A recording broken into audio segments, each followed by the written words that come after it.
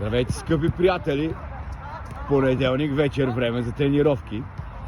Днес искаме да ви представим един млад състезател, десния бек на набор 2014 година, Димитър Камбуров. Здравей, Митко! Здрасти. Би ли се представя с няколко думи пред зрителите?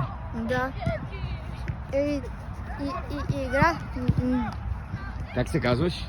Представи се, как се казваш, откъде Аз се си? казвам Димитър Елмчев Камбуров и съм от град София, от квартал Драгалевци.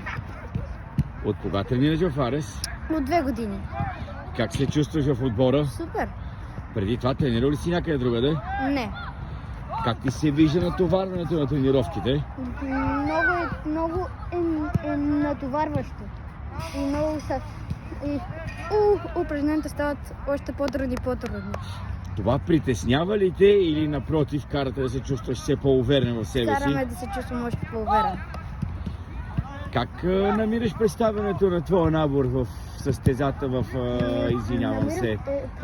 първенството на футболния съюз? Намирам представянето като се стрема да бъда концентриран към тренировките и към мачовете.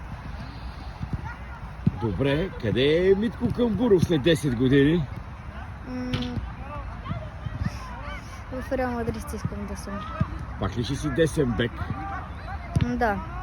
Там не беше ли един състезател, Марсело? Познаваш ли го? Да.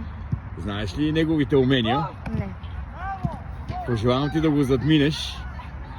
Би ли искал да Благодаря. пожелаеш нещо на зрителите ни? Да, искам да пожелая да си следват мечтите и да имат много късмет. Добре, благодаря ти много за това интервю, Митко. Това беше всичко от нас за сега.